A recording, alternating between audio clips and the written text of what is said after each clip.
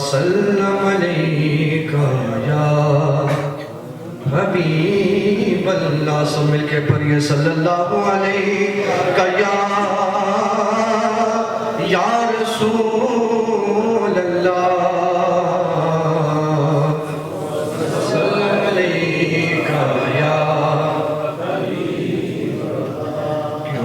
करना मेरे दिल में हो उल्फत रसूल की,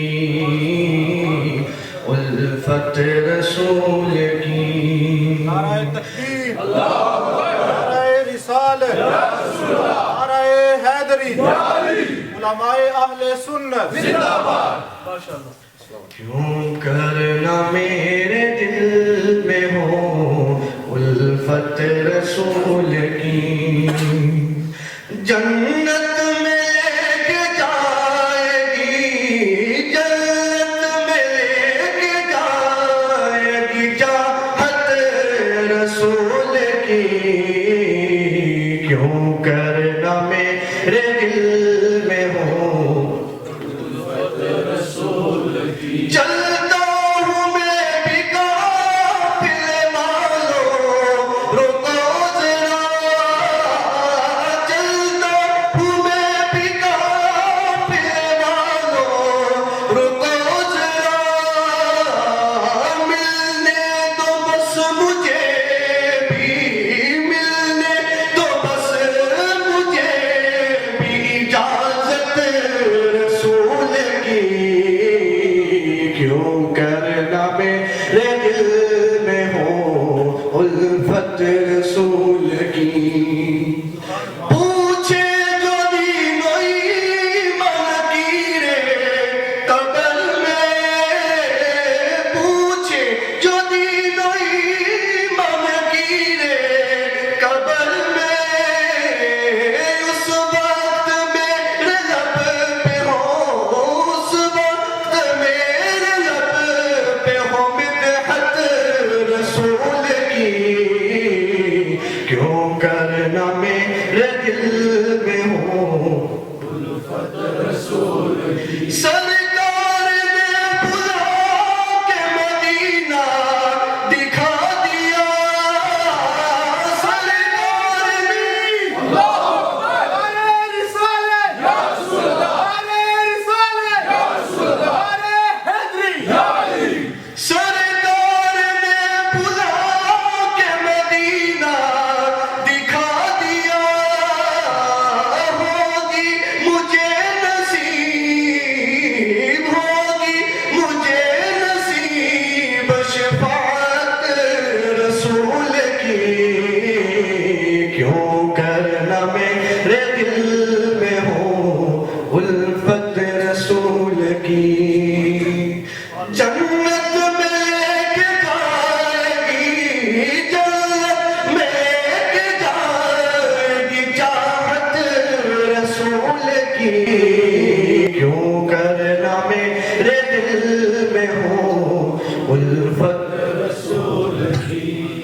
तू जिंदा है वल्लाह, तू जिंदा है वल्लाह, तू जिंदा है वल्लाह, तू जिंदा है वल्लाह।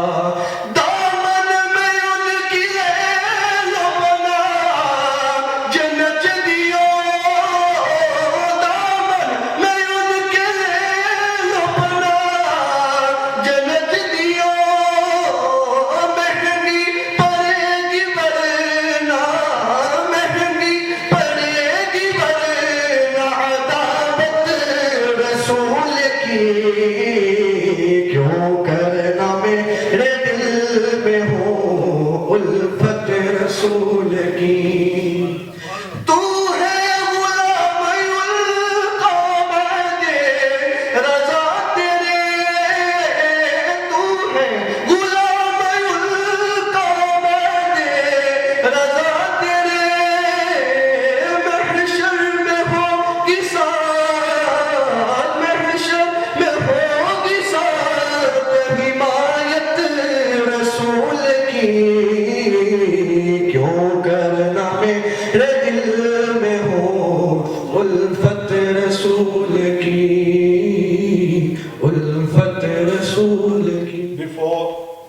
asking him to talk with us.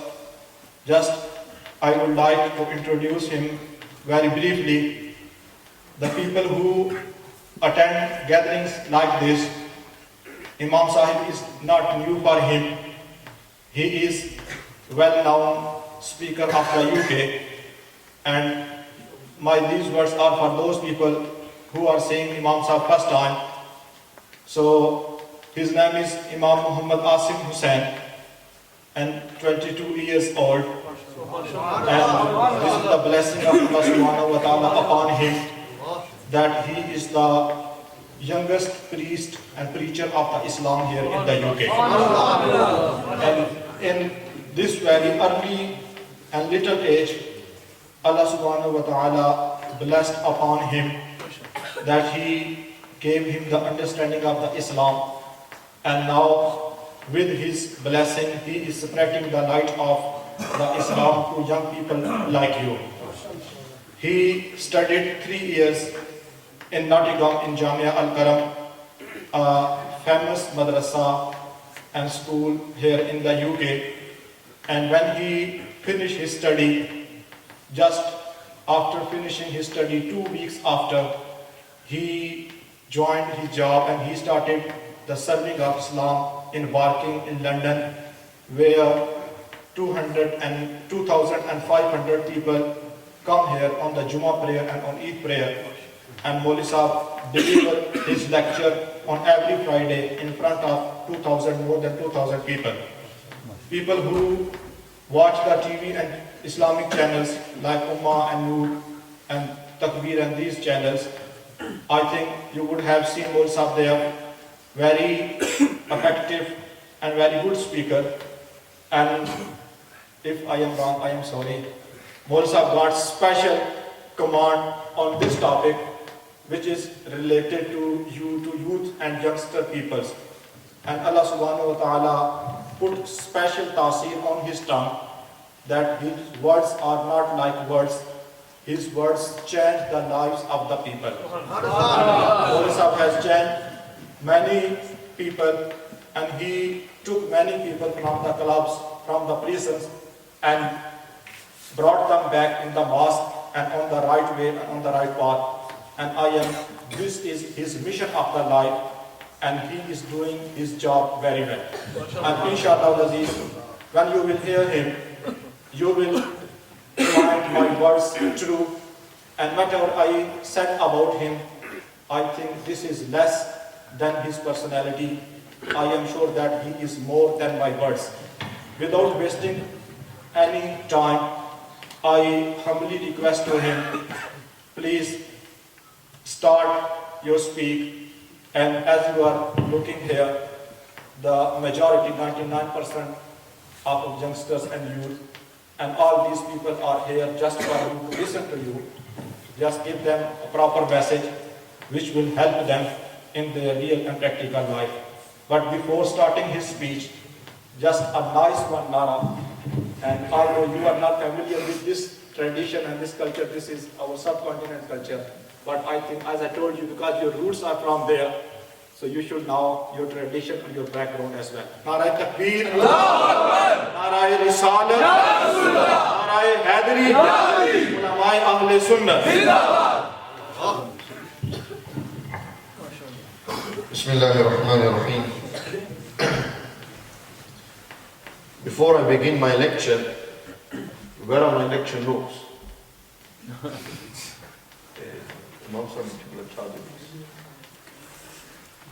Secondly, what Qibla Imam Sahib has said about me, in reality I am not worthy for this praise. Not on this maqam. I've never taken anyone out of the environments of pubs and clubs and stuff like that. Allah Almighty is the one who is really doing this. And Allah Almighty, if He wants, grants me the ability to help young people. If Allah Almighty wants, He can take this away from me anytime. He is the one who controls everything. There is no good in us, but the good is only from Allah. That's the bottom line. Really, any good that you do, it's because Allah has given you the ability to do that. Allah selected you to do this good. Therefore Allah has selected you to be here today. On a Sunday evening you could have been at home, gonna watch maybe you might get home in time for the highlights, the Manchester derby, match of the day too. But maybe you might not. So otherwise, Allah has blessed you to be here, to listen to this talk. I'm a very, on that level, relaxed, chilled out speaker, as they said. A lot of people have referred to me as that, especially on subjects like drugs and alcohol, culture, mentality, this gangster mentality, bad boy mentality. On these subjects, I aim to talk on a level to young people, so that they may understand that there is an Imam out there who talks to me on my level, and he helps us, and so on and so forth. For that reason, inshallah al-Aziz, today's lecture is not going to be super long. I intend to cover around an hour, just over an hour. It will be on quite a few issues. Allah subhanahu wa ta'ala accept our hazri in His bargah, and Allah Almighty put barakat into our lives, and Allah Almighty give us tawfiq that after listening to this lecture, that Allah firstly gives me tawfiq to change my ways, and Allah Almighty most importantly gives tawfiq and ability and guidance that you all change your ways as well. وَمَا تَوْفِيقِي إِلَّا بِاللَّهِ الْعَلِيِّ الْعَظِيمِ. Alhamdulillah. الحمد لله وكفى والصلاة والسلام على عباده الذين اصطفى خصوصا على سيدنا وسندنا ومولانا محمد المصطفى صلى الله تعالى عليه وعلى آله وأصحابه ومن والاه. أما بعد فأعوذ بالله من الشيطان الرجيم. بسم الله الرحمن الرحيم.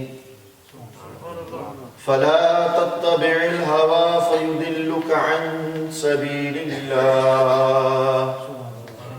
آمنت بالله صدق الله العلي العظيم. إن الله وملائكته يصلون على النبي يا أيها الذين آمنوا صلوا عليه وسلموا تسليما. اللهم صل على سيدنا ومولانا محمد معدن الجود والكرم وعلى آله وأصحابه أجمعين. الصلاة والسلام عليك يا رسول الله وعلى آلك وأصحابك يا سيدي يا حبيب الله. الصلاة والسلام عليك يا رسول الله وعلى آلك وأصحابك يا سيدي يا نبي الله. الصلاة والسلام عليك يا رسول الله وعلى آلك وأصحابك يا سيدي يا رحمة للعالمين. بسم الله الرحمن الرحيم. After praising Allah subhanahu wa ta'ala and sending peace and blessings upon the best of creation, the beloved of Allah Almighty, the coolest to our eyes, the purpose of our lives, the greatest role model sent to mankind, none other than Sayyidina Muhammad Rasulullah sallallahu ta'ala alayhi wa ala alihi wa sahbihi wa sallama. Allah subhanahu wa ta'ala has blessed me and you with the dawlat of Iman. Allah Almighty blessed me and you with the kalima La ilaha illallah Muhammadur Rasulullah sallallahu alayhi wa sallam. What I'm saying in simple is that Allah subhanahu wa ta'ala has blessed me and you, that He brought us into this world as Muslims. And we have been granted one of the greatest blessings. If we truly understood what it means to be a Muslim, then we wouldn't behave the way we are behaving today on the street. If we truly understood and appreciated being a Muslim. The problem is, our names are Muslim names, but our behaviors are not like Muslims. My name is Ali, Abu Bakr, Bilal, Shahid, Nasir. My name is Mansoor. My name is Abdullah, Abdul Rahman. But we do not behave like Abdullah and Abdul Rahman. Our youth today, our younger brothers and sisters are not behaving like Muslims. When they feel like it, they'll put the cap on the air. They come to the house of Allah. They'll do for 2-3 prostrations. And they'll think, that's it, man. I'm the biggest Maulvi going. There's no better Maulvi than me. I read my namaz today. He starts feeling it. It's a good thing. But brother, being a Muslim isn't just for that moment of time. Being a Muslim is from the cradle to the grave. There's no retirement date. There's no termination of the contract. If Allah has given you Iman and Islam, then till the day you die, inshallah al-Aziz, you should aim to remain as a Muslim. With that comes a responsibility. With that comes some certain rights. And today's lecture will be looking at how we, as young Muslim brothers and sisters, have left the path. How we've adopted the Western mentality. How sadly our young brothers want to grow up and be bad boys and gangsters. It's the reality. They look up to the pop stars and the footballers, the actors. They've been brainwashed with these things. That today, you talk to a young lad and you say to him, brother, tell me, when are you going to change? When's the change going to come? When are you going to become a better Muslim? When are you going to practice your religion? And he says, Imam Sahab, I'm chilling, man. Long life. When I get old and my beard goes white, then I'll go to the house of Allah and start praying. Before then, Imam Sahab, YOLO. You only live once. You only live once mentality. Imam Sahab, I'm going to make most of my youth. I'm going to see how many girls I can pull. I'm going to see whether my legs can still dance in the nightclub. I'm going to see what appeal I have. I'm going to see how many bad boy cars I can ride on the street. I'm going to see and prove during my youth that, you know what, I'm better than him. I've got more respect than him. I'm the bad boy on the street, not him. I'm the one. Me, me, me. Which is the story of many of our lives. This self-centered, egocentric nature of me, me, me. It's all about me, man. Now language they call it man. Man. Man, I am this me. Brothers, we need to get this me out of us. Whether it's a politician, whether it's a committee member, whether it's a religious person, whether it's a boy on the street, whether it's a big boy, that me inside us is killing us. That me is, I've got to be the boy, I've got to be the bad boy. So inshallah al-Aziz, today's lecture I will be analyzing all these aspects. so that you may understand, and inshallah al-Aziz, open your eyes to the true reality for why you have been sent here. And beginning with that, brother, I'll ask you a question, and you can think about this throughout today's lecture. That why were you sent to this world? What's the purpose of you being here? Do you think you were here to be a gangster, a bad boy?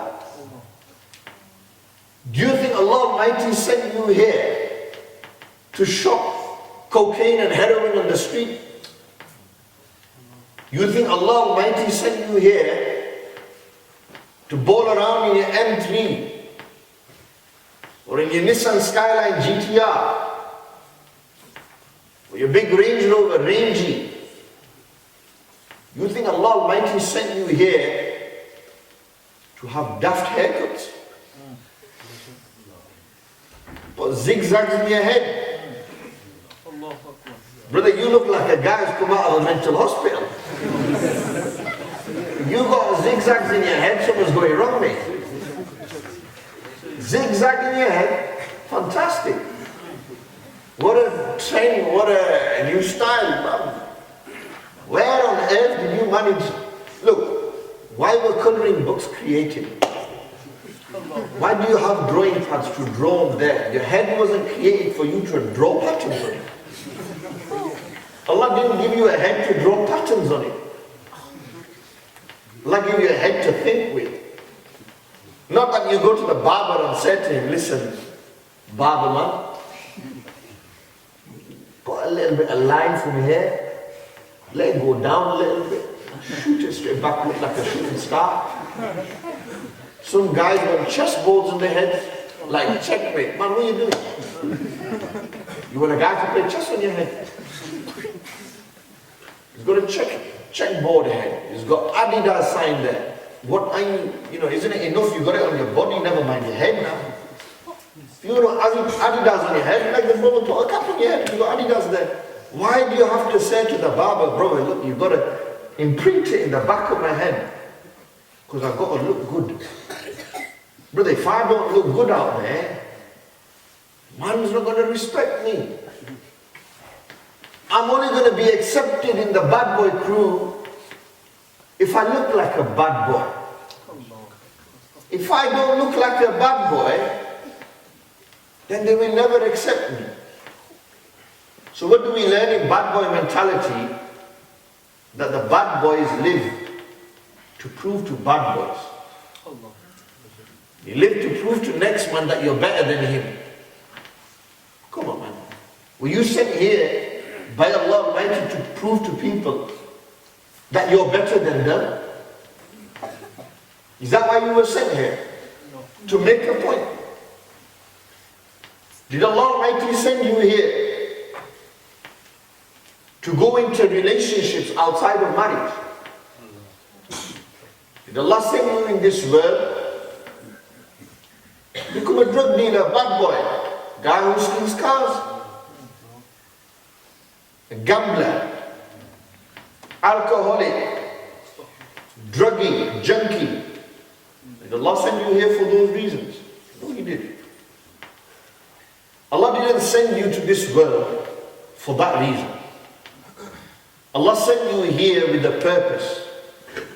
And we need, inshallah al-Aziz, by the end of this lecture, know the purpose for why we were sent here. Why we were sent to this world. I'm telling you now that we were not sent here to mess around. We don't believe in you only live once mentality, brother. Do we believe that there is a life after, a hereafter, where we'll have to stand and we will have to show our face to Allah Almighty? We will be questioned about every single little thing that we have done in our lives. That's what we are going to be sent for. We've been sent here to be good boys, not bad boys. You've been sent here to worship Allah Almighty. You've been sent here to build a connection with Allah Almighty. Not to build a connection and be distracted by all these deceptions and distractions.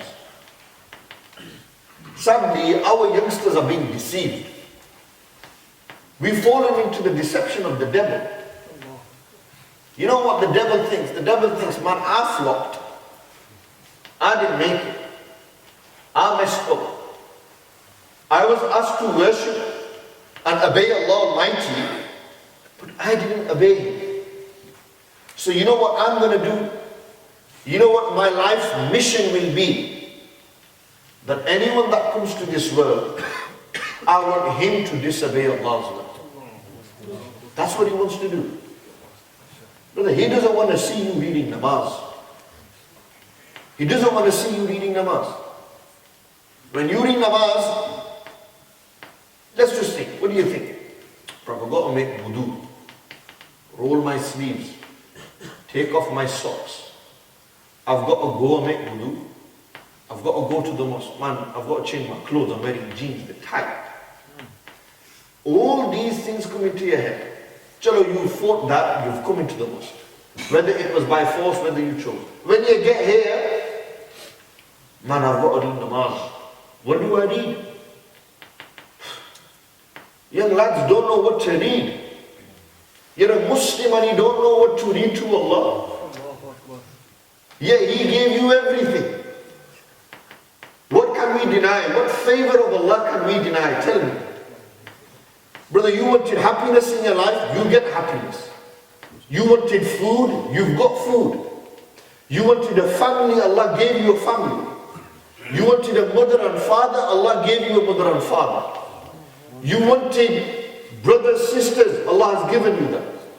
Allah has given you air to breathe with, eyes to see with, nose to smell with, ears to hear with, mind to think with. Allah has given you a tongue to taste with. What has Allah Almighty given me and you? Yet you don't know how to treat Allah Almighty. We chase after it. And you know what? You will never get enough. You will never be satisfied. You will want more and more and more. You will want that mentality of get rich or die trying. That's what you will think.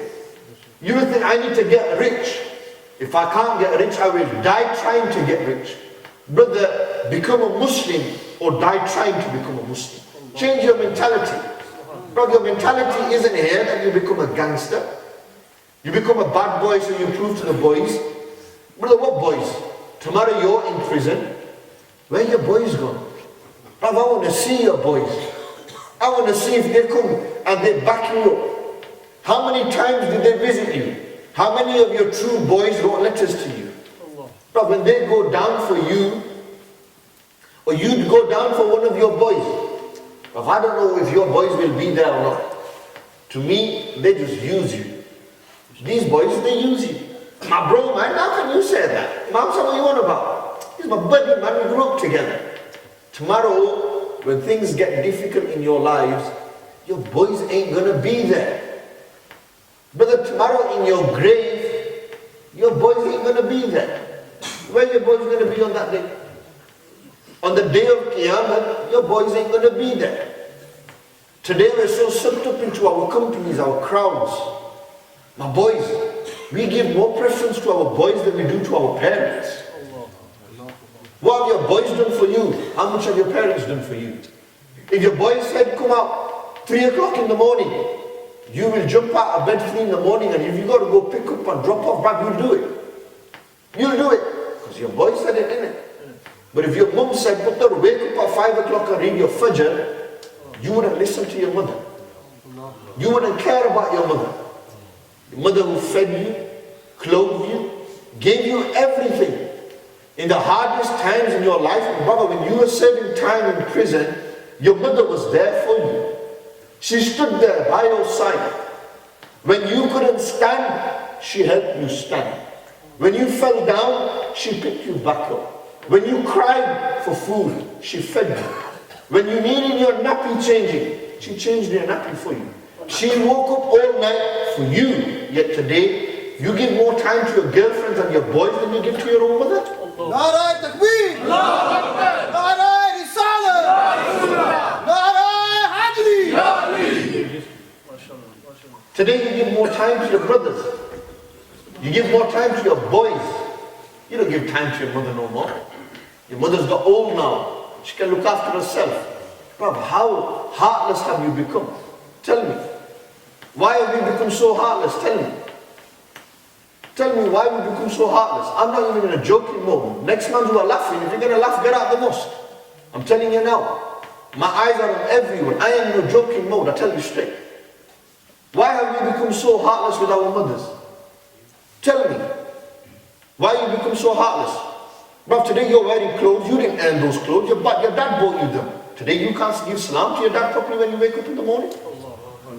You can't sit with your father for 2 minutes. Why? Why is it? Tell me. Why is it sisters now don't care? Why is it this mentality has come into us? Because you know what? The street has made us feel like we're the man. Bro, we're bigger than our parents. No, you're not. No matter how big you become, you could become the greatest wali and host of your time. You will never be bigger than your mother. You will never hold a greater rank than your father. They hold a higher rank than you do. But today, nah bro, don't worry man. My brother will look after my mother. They will look after my mother. This mentality that's come about, this YOLO mentality, gangster mentality. So many of you young lads here, I'm not going to pick on no one. If I ask you, what do you want to do in life, brother? Tell me what you want in life. What are you going to say? Car. Today you buy a BMW, Mercedes, AMG, 5.5 litre. You've got it. Tomorrow there'll be another car better than it. What are you going to do? You're going to want that. Now, is that what you want? Is that why you're here? For a car? Your life revolves around a car. What? Is it your girlfriend? Oh, I'm caught up in my relationship. That's it. It's me and her, nobody else. Is that it? Is that what it is for you? Just that? Tell me, brother, use your mind, your vision. But look 10 years ahead. Where do you see yourself in 10 years? If you're a bad boy, in 10 years' time, you're going to be in a bad boy track. You're going to be off the track completely. Now you're off it. You've got a chance. You've come to the house of Allah to change. Brother, you've got a chance to change. Make that change. Allow it to happen. Why do you let things stop you? Brother, when you want to do haram, you don't let nothing stop you. You will do everything to achieve and fulfill your pleasure and desire. Now, when it comes to crunch and doing good, see, doing good is hard. It's harder to do good. It's easier to do haram. It's easier to do haram. It's very hard to do good. Very hard. Reading namaz 5 times a day, we struggle. But that doesn't mean it ends there. You keep trying. But if you keep trying to do bad, why can't you use the same mentality to keep trying to do good? Why not? Why don't you just try it? Bro, forget everything else. Just try it. Experiment. See how it goes. But I'll tell you this much. When you will try, it will be hard. Like everything when you begin, it's always hard. But it gets easy. It's going to be hard. It's going to be really, really hard. But it's never too hard, really. Deep down, when you want something, you want to do something, you know that willpower, that drive, it pushes you through. You are doing it for the sake of Allah. The one who's given you life, the one who will cause you to die, the one who provides for you. You're doing it for Him. When you do it for Allah, there's no need to show people. There's no need to prove a point. Why am I going to prove a point? Why? What point do I have to prove to you? I'm doing it for Allah, not for me and you. I ain't doing it to make you happy. I'm doing it to please Allah. How many of us are at that stage? How many of us are at that stage? How many of us sitting here actually want to change? Forget everything else. How many of us actually want to change? Become different people? Sometimes you see people, you think, man alive, How has this guy managed to change? Look at him before, and the guy was doing this and this. Now look at him, mashallah, beard, namazi. It's amazing, it's a miracle. How has he managed? That's when you have to always look back and say, Allah guides whom He wills. And you should make dua to Allah. See, bad boys don't make dua. That's one thing I've seen about them. They don't like making duas. They want the deal to go through. Then all the duas will come out. Then he'll do his wudu properly. When he's got no deal to go through, you know what deal I'm talking about? Those boys who are got the gangs and know what one. You know what I'm on about? Big deal, you know, the crunch. We're talking big chubby, big, no small chubby, big chubby. Heavy keys. Talking big numbers. Serious 6 digits. Bling bling. For that brother, you will make all the dua. Ya Allah, give me. Give me what? Give me haram. Ya Allah, give me haram. That's what you're saying. That's what you're saying. Brother, give me haram. Allah, give me haram so I put the same haram on my children's table. I feed my children haram. Bro, that's what the drug dealer does. He says, give me, and I'm going to make my son wear this haram. I'm going to make him eat this haram. How heartless are you as a father? How heartless are you as a father to allow that to happen? I couldn't do it. How could I feed my own flesh and blood? Haram. Why? It goes back to that point. You just want to satisfy your ego. You want Mr. Number One to feel good. That ego is a killer, man. It's the hardest test. Your iman says, brother, don't do it. Your ego says, brother, go for it. Go for it. One off, man. Chalo. Bad boys who are bad boys today, one day they were all good boys. There was good in them. Oh, the circumstances, Imam Sahib, environment. The first thing to blame is the boys. The environment, man. Imam Sahib, what can I do? I walk out and, you know what can I do? I can't help it. I can't help it. You don't blame yourself. You say, look, the boy, man, the environment, I grew up in the crowd, what can I do? What can you do? Don't worry about what's happened. Worry about what's happening. Bishr Hafi rahmatullah alayhi. Bishr Hafi used to say, yesterday has gone. Yesterday, amsi qad mat. Yesterday has gone, it's died, it's gone, forget it. Today is going. Tomorrow might never come. But why are you worrying about what's going to happen tomorrow? You might not live till tomorrow. What's happened has happened. What are you doing now? Right now, you're sat here. What are you thinking? What are you doing? That's what matters.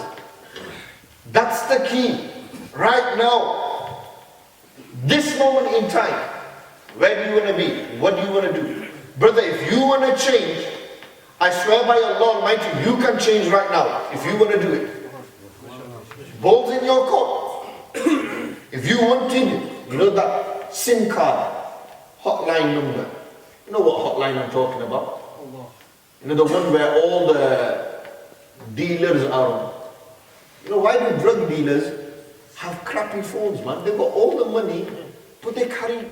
Which leads me to another point. You know, fear factor has gone. We don't fear no one. Today's youth they ain't scared of no one. But if their mom and dad tell them they don't care, brother, what's Molvi Sahib going to say and they're going to change? They got no fear in their heart. They roam around fearless. Fearless. No fear. Bruv, you don't scare me. This no fear mentality, what you don't realize is there'll come a point in your life where deep down that guy has a fear. He's scared of something. There's something that frightens him deep down. Deep down, he knows, man, one day if I get caught, it's gone. Imagine throwing your whole life away by going into prison. 10 years ago you were thinking this, now look where you are. Look, that fear, you need to grow fear in your heart. We need to fear Allah Almighty. We can't, Allah said in the Quran, وَلَا تَخَافُوهُمْ وَخَافُونِي فَلَا تَخَافُوهُمْ وَخَافُونِي. Don't fear them, fear me. Don't fear them, fear me. It's me who will be the one who will punish you. What can me and you do to you? Nothing. One beating, two beatings. Brother, the beating from the angels in the fire of hell, that's worse. That's the scary beating. If you're a Muslim, you believe in a hereafter. You know you will live twice. This world relies on the next world. Next world certainly relies on this world. What you do here, you will get the reward of it next world. Get out of this mentality. Get out of this society. Leave this way. Make a change. Brother, don't stop yourself. Like I said, if you can't, and you will not stop yourself from doing bad, switch your mentality and don't stop yourself from doing good as well. Don't leave it till it's too late. How many boys would you have heard in Wolverhampton, 18, 19, 20-year-olds died? Gone. You might have friends, car crash, zooming down, 40 mile per hour road, the man's doing 80, 90, bam, smashed, gone, life's gone. Bro, 18 years old died. What life? What did he see? And because of his own recklessness, because he didn't value his life too much, he lost his life. Imagine you was to die just for a moment. Put death in front of you. Bro, imagine the angel of death came to you. Sisters are here as well. Imagine even the sisters. Put the angel of death in front of you. Today, sisters walk around without hijabs. It's a sad state, really. But that doesn't give no guy anything to say something to her. But you look at yourself and think, what am I doing wrong? What am I doing wrong? Men should have beards. You should follow the sunnah. You demand this from her, but you yourself don't want to be on the sunnah of Rasulullah. Why such hypocrisy? Tell me. Why? Sort yourself out before you try sorting others out. Look at yourself in the mirror.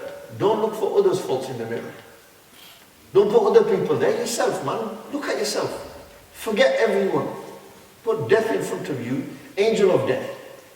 In his form, in front of you, and you think, man, mine. What am I going to do? What if this guy, this angel of death, takes my life from me? I have nothing left. What face will I show to Allah? What good deeds will I have to my name? Brother, it's a scary thought. I don't know how many times it's crossed your mind. I try as much as I can for it to cross my mind. Because it's these thoughts, it's these things that instill that fear factor in your heart. You know, you don't want to go towards something that instills it. You know, why doesn't the news channels show dead bodies? Have you wondered? Why don't they do it? Why doesn't the TV allow it? Why is it not allowed? It's not passed to be shown and broadcasted. You know why? If every day you was to see a dead body, your heart will become soft. You'll start thinking about death. They don't want you to think about death, brother. They don't want you to think about death. They want you to live life as if you're going to live forever. That's what they've done. See that deception? Brother, read between the lines, man. They're taking you for a fool. They don't want you to have Iman. They read our history. They knew the Muslims were the most powerful. How can you destroy them? They put millions into geeks' lives. Go into universities, and you know what you're going to do? You're going to study Islam. That's it. Just study Islam. Study about Islam. The full history. The highs and the lows. And you know what we want you to do? We want you to tell us how to weaken this religion. How to weaken. And you know what? They spend all their time looking to weaken me and you. One thing that they'll forget is, they will never ever be able to weaken Islam. Never. That won't happen.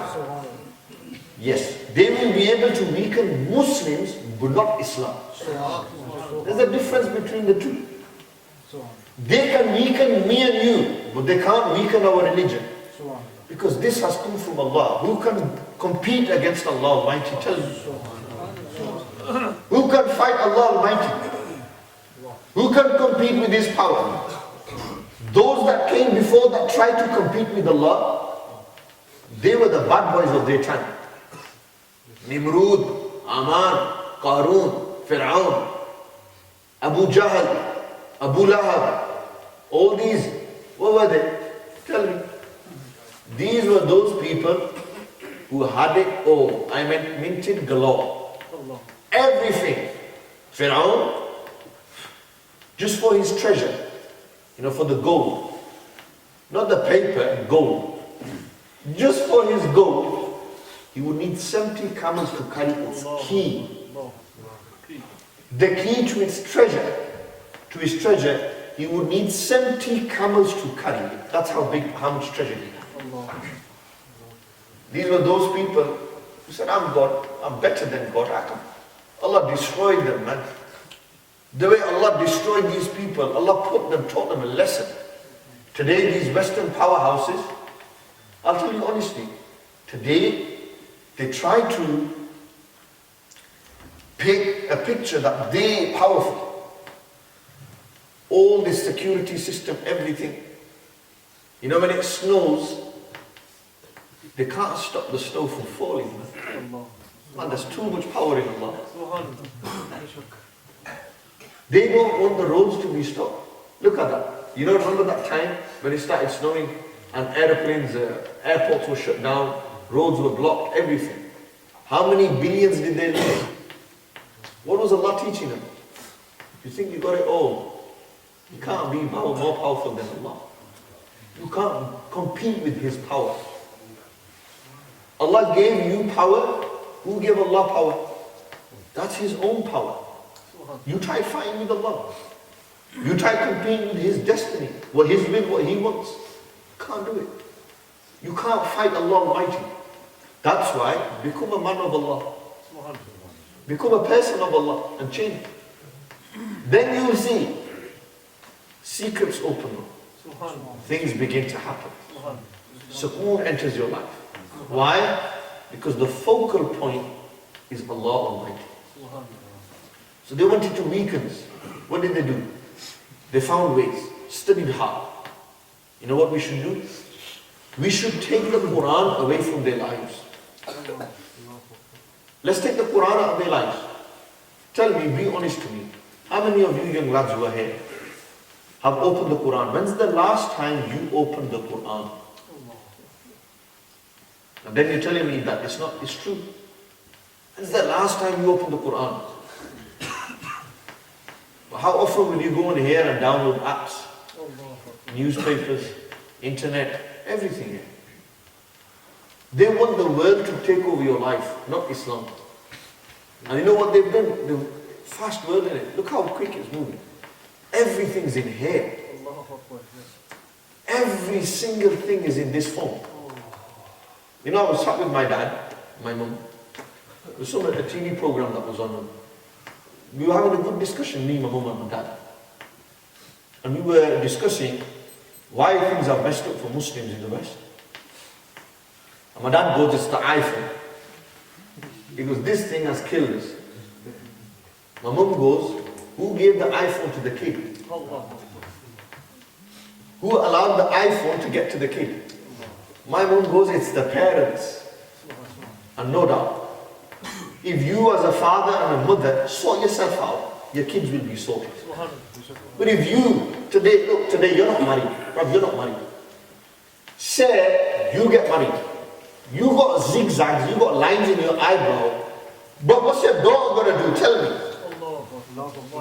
You're looking for a wife who doesn't wear a hijab, she wears a mini skirt, she's got leggings on, she's walking out there, beparda, talking to men, Facebook, everything. And then what do you expect? If you're a woman and you're tomorrow going to be a wife, are you ready to be a wife? This is why are parents crying? You know, parents when they look for rishte, what do they say? Khandani aurat ho hai. Khandani aurat ho hai. Jo khandan aage chala. She can move the family on. She can run. That's what they say. Every parent wants a woman for her son, for his son, that is going to run the family, that's going to look after the family. Today, look at the circumstance. Look at how things have changed. I'm not saying become backward. I'm not saying that. I'm saying be balanced. Find the balance. I'm not saying become backward. Don't become backward. Don't leave the old. If you studied and you got education, alhamdulillah, educate yourself. Man, we need educated people. We're being struck left, right and center. Muslims are being attacked because there's no education in our departments. Look at our masjids. What do we teach our kids? Nazra Quran, is that it? Is that it?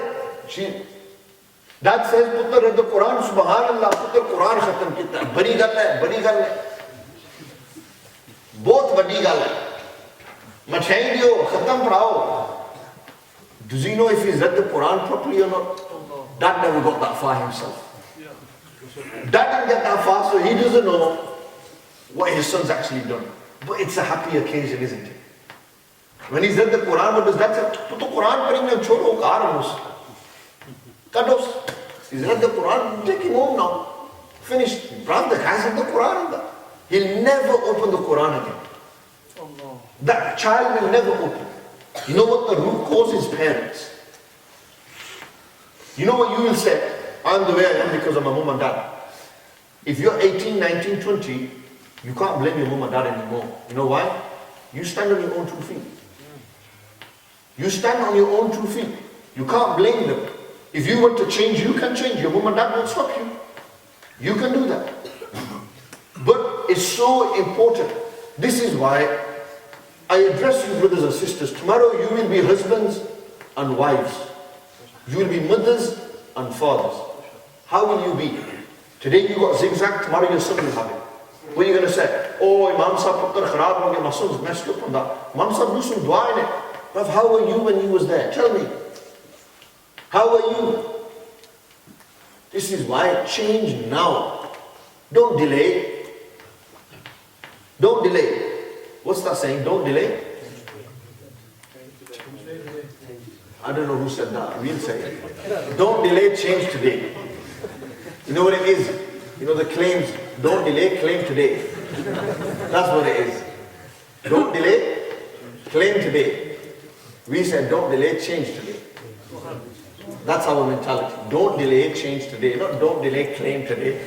Man's entry, I got whiplash. 2 week claim kare, 2 week claim.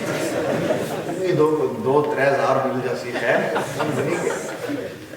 I go, oh, minty than that. Bro, haram. You know why it's haram? Because you got no problems. You lied. You got a sick note made. You went in there. You ripped them. You conned them. You're a con artist. You're a con artist. That's what you are. You're a liar. You can con people, but you can't con Allah Almighty. You can rob people, but you can't rob Allah Almighty. He knows. You can't fight Allah. Allah knows everything. That's the bottom line. Why have we left Allah? Why have we taken Him out of our lives? This is what the West want you to do. They want you to replace Allah in your life. That's what they want to do. They want to replace the Quran from your life. You know, role models. Why? Why don't they, I'm not saying me, but why don't they promote me? For example, why doesn't Sky News put me there? Why? Look, if I go there, 22-year-old, good role model, whatever, I'm not saying I am, just anyone, don't take my example, anyone, why not? You know what's going to happen? People are going to become religious. They don't want people to be religious. They want to be fearless, don't fear Allah, don't fear no one. They don't want that. You know what they do? You know what they promote? They promote actors and actresses on the red carpet. They promote the Oscars. They give that maximum attention. You know what? That's it. Your mind's filled with the Oscars. It's filled with the Manchester City United derby, the Manchester derby. That's what they want. They want you to look up to Tony Montana's. They want you to look up to Scarface's. They want you to look up to the American gangster, the American dream. They want you to be a free bird. Nobody controls you. That's why you think, bro, you don't control me. You can't tell me what to do. My parents don't tell me. They want you to think like that. They want you to become a slave to your own self. And you know what you fail to realize? You know what the golden thing, you know the biggest thing that you learn? You know when you're a slave of Allah, you have everything. When you become a slave of Allah Almighty, you've got everything. When you become a slave to yourself, you have nothing really. There's nothing in your name. It's only when you become a slave of Allah Almighty that everything you've got. Now you've made it. Why? It's in the slavery of Allah that you find everything. They don't want you to be slaves of Allah no more. I tell you straight. You know what? They don't want you to live a simple life. They want you to do a big hoo-ha. They want you to come in a bang. You come into a nightclub, you got to come with slip. Your gel's got to look good, man. You've got to wear the bling bling. You've got to have the earring. You've got to do that. You've got to look like that. That's the only way. They want you to be like that. Man, why are you being deceived by the West? Why? Tell me. Why can't you represent your religion? Your name's Abdullah, behave like Abdullah. Your name is Aisha, behave like Aisha. Your name is Sarah, behave like Sarah. Your name is a Muslim name, behave like a Muslim. Otherwise, change your name, brother. Don't give a bad name to the name Muhammad sallallahu alaihi wasallam. Nara Takbir! Nara Risalah! Nara Hadri! Nara Takbir! Nara Risalah! Change. Change your name then. Brother, if you can't do it, change your name. When you're ready, take it back up. Otherwise, please, I beg you, let's not give a bad name to our religion. When someone attacks our religion, even the bad boys come out and protest. When they go against Gaza, brother, what about when you do wrong to yourself? People are doing wrong to the people of Palestine. I feel for them. I make dua for them. We create awareness for them. We make funds for them. But I tell you what's a greater atrocity. You know what a greater atrocity is? That you do wrong to yourself. That's the worst thing. You know when you wrong yourself, it's too far. Don't wrong yourselves. Zalimun li nafsihi. They do zulm to themselves. Get out of the habit of wronging yourself. Don't wrong people. Don't oppress yourself. How do you oppress yourself? By doing bad. Following your desire, your ego. Brother, get out of that crowd.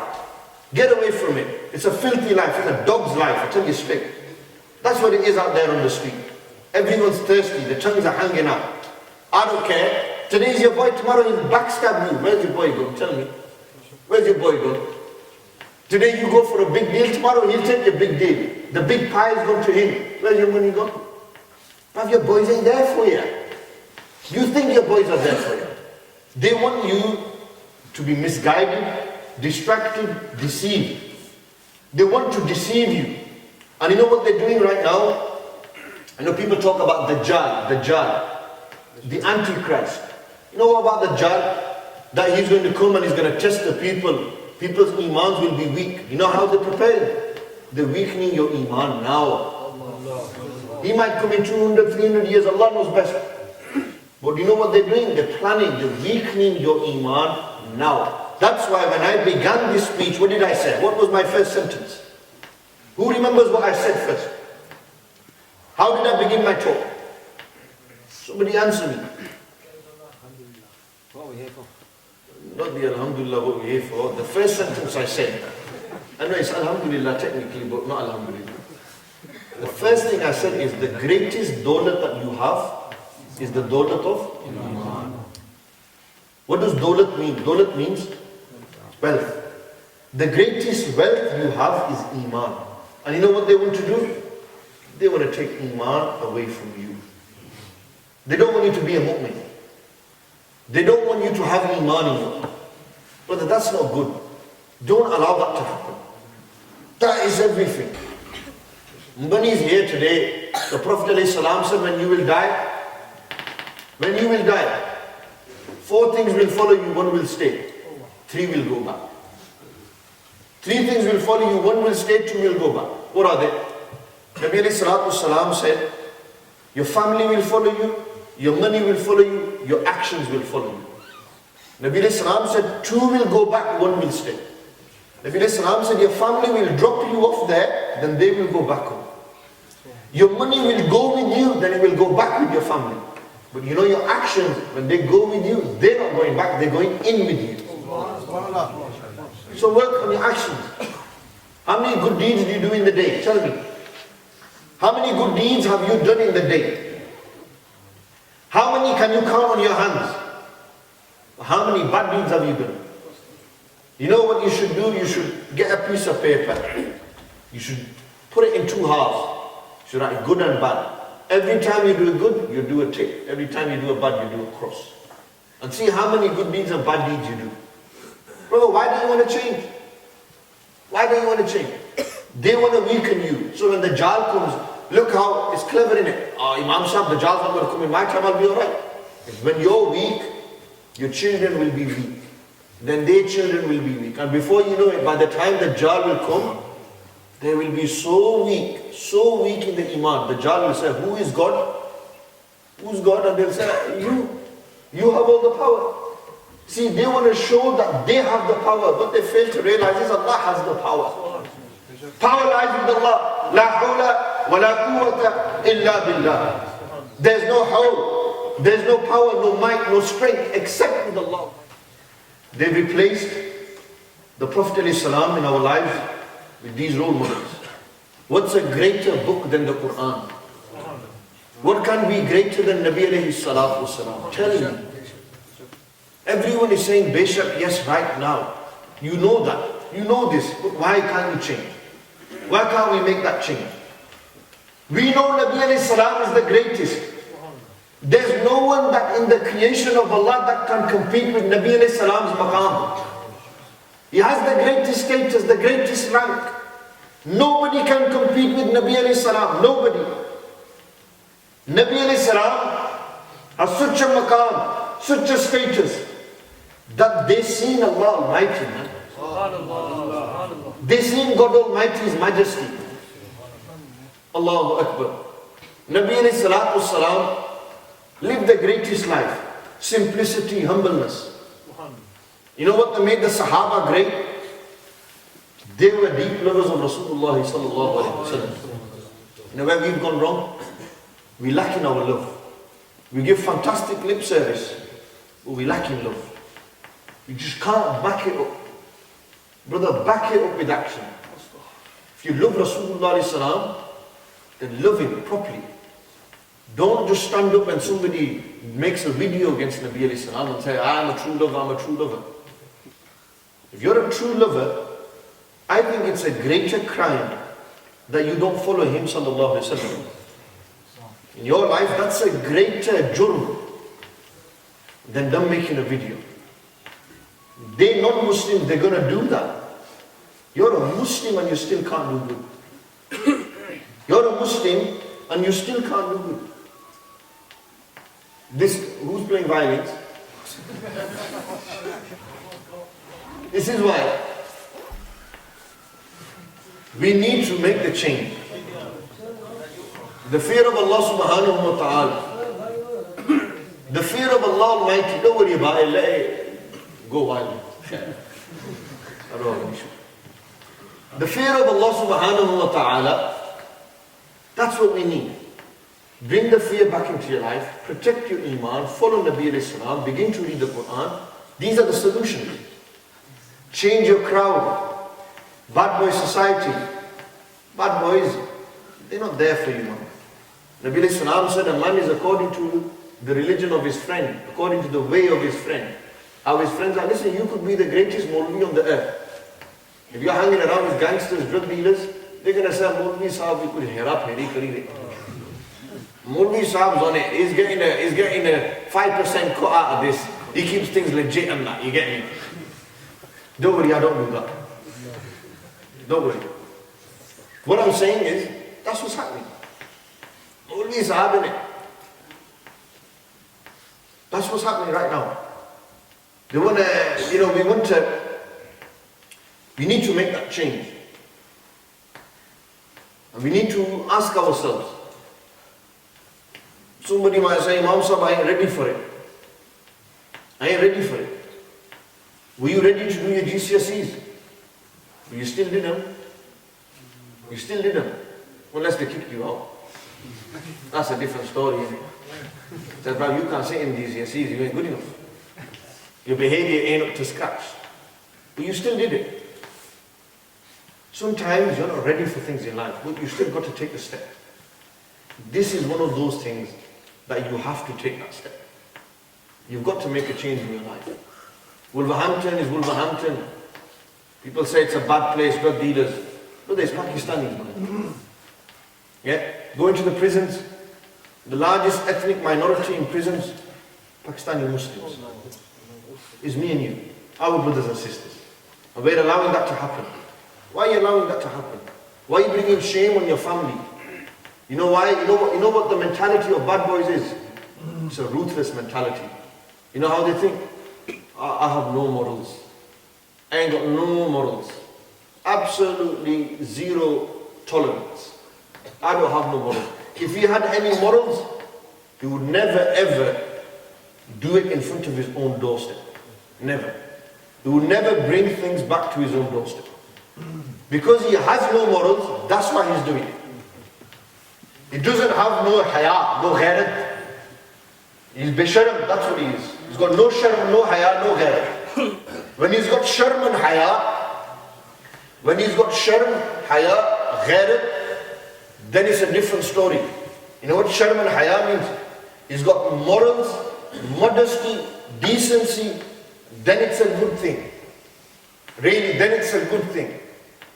Otherwise, when you have no modesty left, you don't have no decency, you know what happens? There's a line there, you don't know when you've crossed it, when you're not crossing it. There's no line for you. No rules barred. No limit. Unlimited I can do. Again, you're trying to compete with Allah subhanahu wa ta'ala. Allah is only unlimited. Everyone else, everything else is limited. And Allah Almighty set boundaries for us. Allah set the record straight for me and you. Allah told us what we can do, what we can't do. What are we doing and what aren't we doing? That's what we look at now. And this is why we need to ask Allah subhanahu wa ta'ala that, oh Allah, guide me. Guide me. Bring me to this path. Open my heart to Iman and Islam. Instill the love of Islam. Instill your love and the love of your Habib in my heart. Give me love to read the Quran.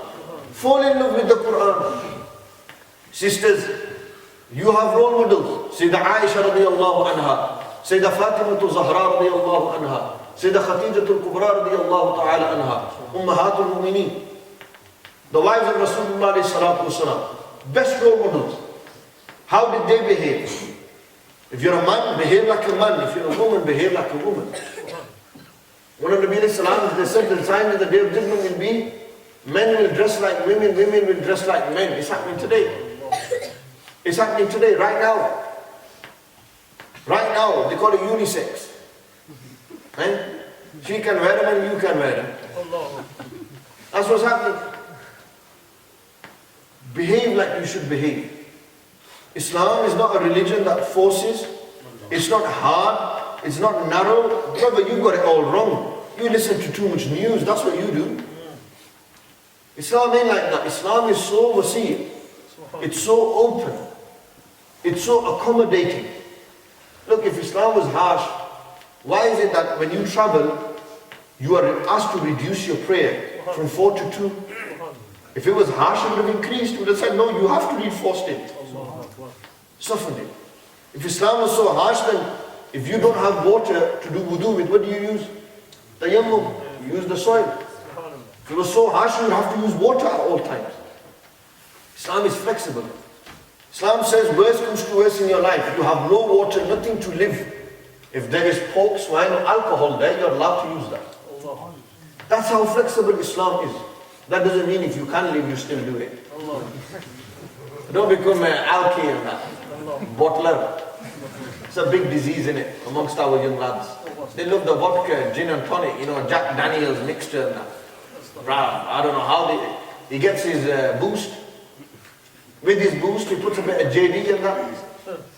And a man makes a little tequila, packet tequila. This is my own Wolves tequila, Wolverhampton special. And then he thinks a bad boy can go and bottle it. There's no point in it. Brother, the one who drinks, Jannatul Firdaus is haram for you. You will be distanced from the fragrance of Jannah for 500 years. Get out the habit of drinking, it's a nasty habit. If you're somebody who's a pothead, and you love the skunk and weed, brother, stop it. You're killing yourself, it's making things worse. It's not making it better. Yeah? If you're somebody who loves gambling, you know why gambling is haram? You know what's gambling? I tell you, it works like this, simply. Rooney's going to score. The odds are 2-1. You think, you know what? He's on great form. Ray Winston has just said it on Bedford. It's got to be. And you know what? No harm. You know, that's pound rakne. That's pound yen. £10. It's just a tenner in it. That's it. Chalo, go for it. What happens? What a fool, man. That man's a fool. They just want to make money out of you. They want to take your money. All that hard sweat, blood and oil, everything you've put into it, put a 10, 20, 30. Gamble. That's it. It's a gamble. You know what gamble means? It's a chance. There's no guarantee. And when only Allah knows what's guaranteed. When you compete with that guarantee, that's the chance. It's a gamble. So he gambles, puts a tenner on. Doesn't get nothing. He's on an all-time low. He needs money. So what does he do? Chalo, I'll go for another. Circumstances have got him to do it again. He goes for it. Puts it again. Loses. Before you know it, he's bankrupt. Man, he's lost everything. Everything. Look at this game, gambling. Look at this disease. It just wants to take from you. It wants to eat you away. That's what it is, gambling. They ring him up and they say, you know which horse is going to do it. They sterilize the horse and the horse is gone and the guy wins and that's it, made the money. He lost. It's a lie. We're Muslims, we don't do that, brother. We don't drink, we shouldn't smoke, we shouldn't drink. As a Muslim, you shouldn't gamble. You just can't do it. You just can't do it, man. Why? And this is why, you know why? Your iman has become so weak, so weak. Shaitan has taken over your life, you've been deceived, that you're so caught up in it. You've got so much baggage. You know, baggage. You've got so much baggage, so many rucksacks on your back, you can't let it go. It's too much. It's too hard. Too much baggage. I can't. Imam Sahib is too hard. I'm so drawn into it, man. But let it go. Just let it go. It's not going to do nothing for you. Here today, gone tomorrow. You're here today, you're gone tomorrow. You're here for only a few moments. You're not going to live for 200 years, 300 years. You don't know when you're going to die. Brother, prepare for your death. Prepare for the hereafter. Don't let those who are the people of shaitan deceive you, misguide you, distract you. Ask yourself, was I sent for this reason? Did Allah send me here for this? No, He didn't. Allah sent you here to worship Him, to make Him happy. And it's hard, but you know what, when you've done it and you're doing it, it's the greatest feeling. You just got to come and taste it. Brother, once you drink from that fountain of love, then you're intoxicated. And then you're lost. You're deep. Once you're in there, I'm saying get in there. That's my message. Get into that. Get into it. Get deep. Go into it. Educate yourself. Learn. When you want to make a change, cut out the crowd, out with the numbers, out with the girls, everything. So that's it. After today, mate, I'm changing. I've made an intention. New Year's resolution. He goes, New Year, I'm going to lose weight. February is come and he's still eating junk. New Year's resolution, lose weight. New Year's coming. What resolution, What resolution? Brother, every day you should have a new resolution. Not just New Year's Day. You might have lived to the next New Year's to make it again. So make most of it here now. At this moment in time. That's what it is. We need to look at it. We need to turn to Allah subhanahu wa ta'ala. We need to ask Him. And if you've done wrong in your life, do tawbah to Allah. Ask Allah to forgive you. Nabi alayhi salam said, you can have so many sins against your name that they could fill the entire earth. They could fill the seas. But if you turn to Allah and you say, oh Allah, you are the one to forgive. Oh Allah, please forgive me. When you say that, Allah Almighty said, I'll forgive you. Nabi alayhi salam said, if he goes and does wrong again, and he does tawbah, Allah says, I will forgive him. Allah said, I will continue to forgive him as long as he does tawbah in front of me. He repents. لا تقنطوا من رحمة الله. Don't become ma'yus of Allah's rahmah. Don't despair from Allah's mercy. Allah's the most merciful. If a guy killed 99 people, and he went to the priest and said, Imam Sahab, still 99, any chance? But Allah forgive me, he goes, Puttar tera koi khair. Mari jahannam mein. No good for you. Because khair hai, fir so karenge, koi gal nahi. You can become my sanctuary. Hundreds come up. He says, I'll kill him as well. He told me I got no chance, I'm out there. 100 murders. Bro, that's not a small joke. 100 murders. It's a big thing. That's a mass murder. Allah subhanahu wa ta'ala, He goes to another waliullah and he says, look, do I have any chance that Allah will forgive me, to a rabbi? And he says, look, there's a certain place, go there and make tawbah there. Go there and make tawbah. Go there and ask Allah and He'll forgive you. He goes, that's fine, no problem. Where is it? He says, so and so place. He goes, I'm going to go. He took out, went on his way. T. What happened is he died. He didn't do tawbah. He didn't repent. He died along the way. Dispute kicked off between the angels. Angels said he's going to hell. They said no, he's going to paradise. They're arguing. They came in front of Allah and Allah said, look, He goes, look, Ya Allah, there's angels that were going of the hellfire. They said, look, he's going to hell. Those that were of paradise, they said, look, he's going to paradise. Allah do the decision. Allah Almighty said to the angels, go and measure the land. Where was he closer to? Was he closer to the last murder or was he closer to my forgiveness? Allah Almighty said, go measure the land. In actual fact, he was closer to the last murder. But Allah said to the land, the earth, bring him closer to my forgiveness. And Allah subhanahu wa ta'ala said this to the angels. Angels come back and they said, Ya Allah, we've measured and he's closer to your mercy and forgiveness. Allah Almighty said then, I make you witness that I have forgiven him for his 100 murders. Why? He didn't do tawbah. What did he do? He made intention to do tawbah. He wanted to change. Brother, make the intention to change. It all begins with intention. Allah knows what you're thinking. He knows what's in your heart. Intend in your heart. Say, look, maybe you're not ready for it today, tomorrow, but don't leave the house of Allah now without making this intention in your heart. Without making this intention in your heart that, oh Allah, please, one day, give me tawfiq to change for your pleasure. Make me a better person.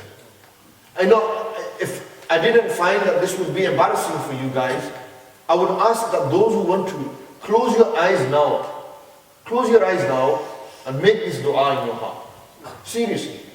In your heart, close your eyes and ask Allah subhanahu wa ta'ala that, oh Allah, please, I've done too many sins. I've wronged myself so much. So many gunas I've done. I've gone beyond the limit of my sins. And there's no one to forgive me but you.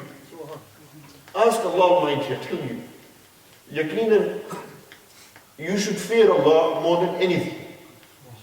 And you should ask Allah that, look, I'm wasting my life, I'm wasting my time. I've done so many sins in my life.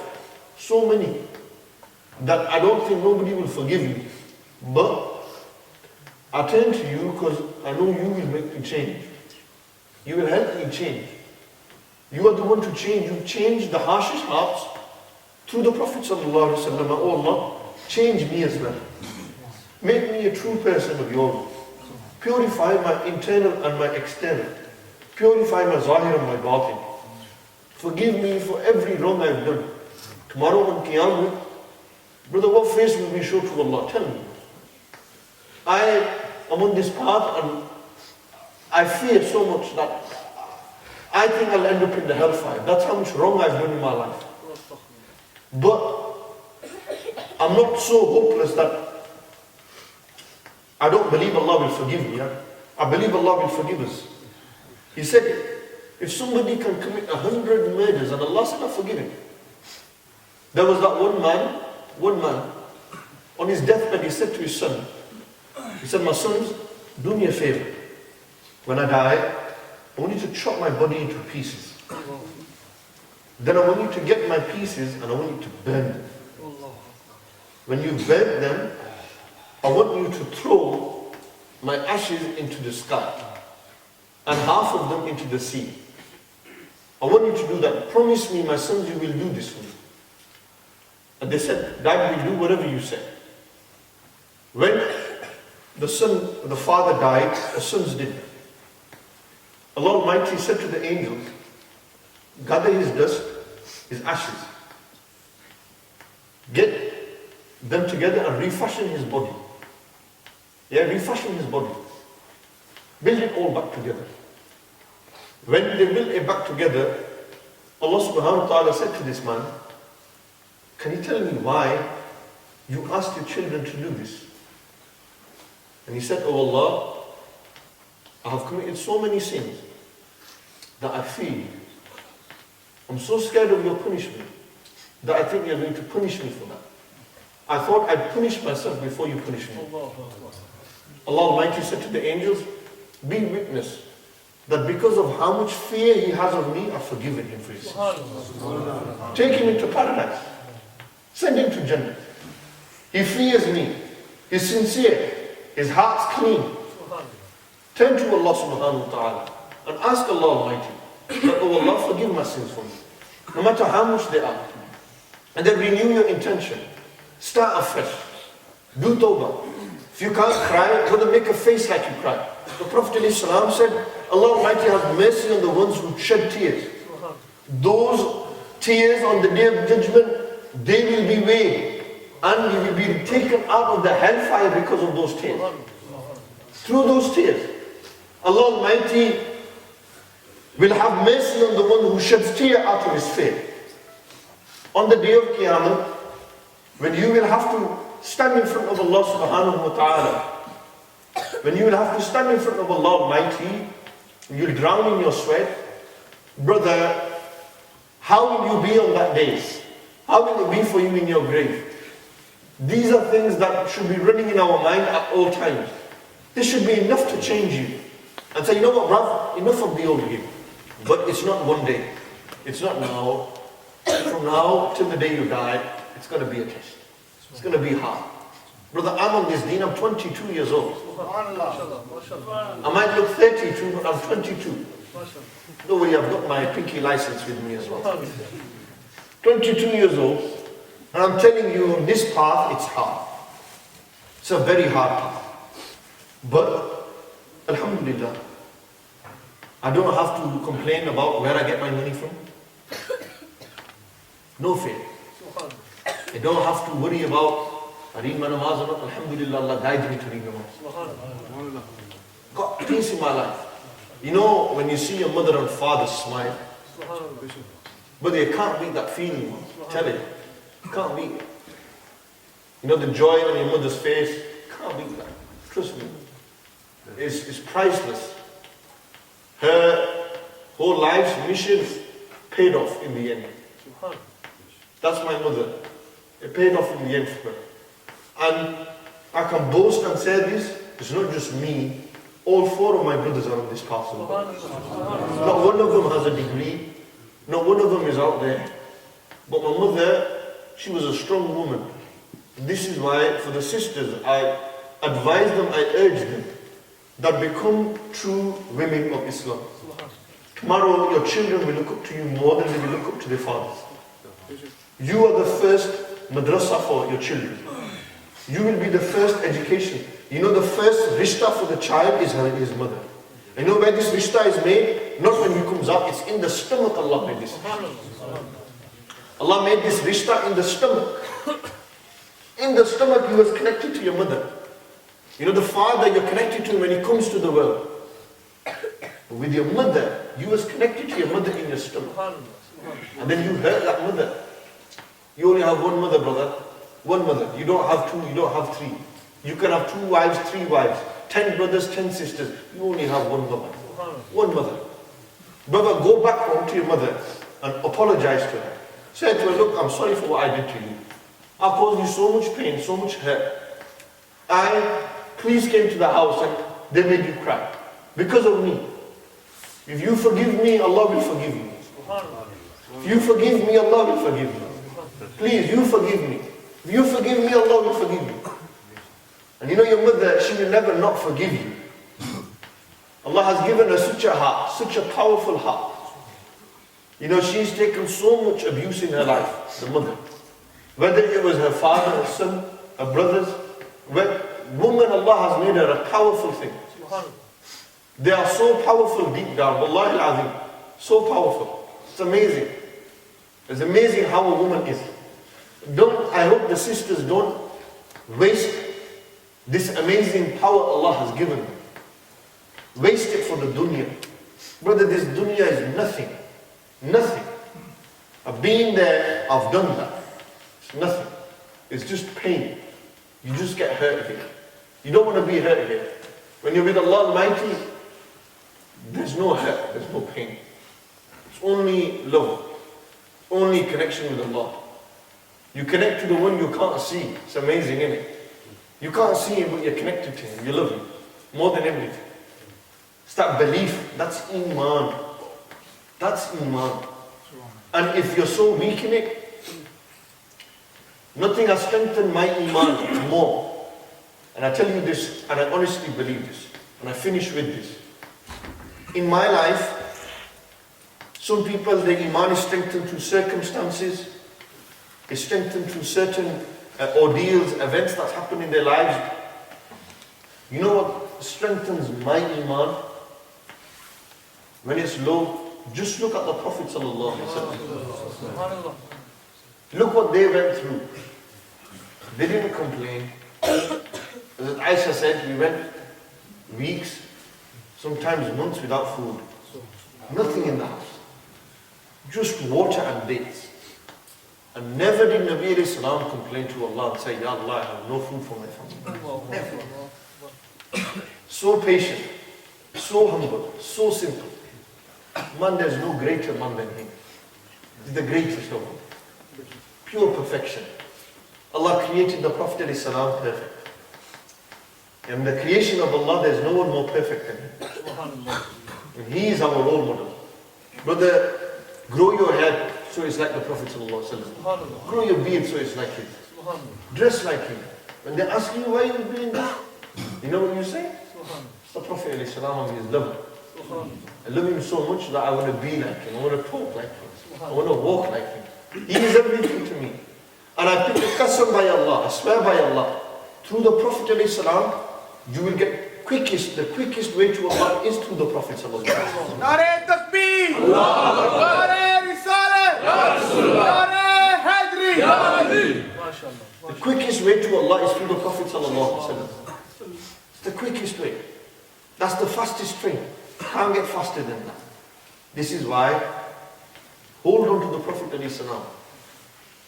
Today you don't ask for his help. Tomorrow on Qiyamah, when everyone will be standing, where are you going? I want to know who you're going to ask for help on that day. Who's going to do shafa'at for you? Not your mother, not your father, not your brother, not your sister, not your wife, not your children. Everyone will go to the Prophet sallallahu alaihi wasallam. Ya Rasulullah, you help us today. Today you don't want his help, tomorrow you're going to ask for him. Ask today and ask tomorrow. Be good, connected. He sallallahu alayhi wa sallam, Allah gave them everything, all the treasures, everything. Nabi alayhi salam, whatever they wanted, Allah gave him, whatever. And if Allah Almighty didn't give, then that was because Allah Almighty knew best what was for the Prophet sallallahu alayhi wa sallam. But everything Nabi alayhi salam asked, Allah gave. People came to Nabi alayhi salam and said, Ya Rasulullah, there's a drought, our crops are not growing.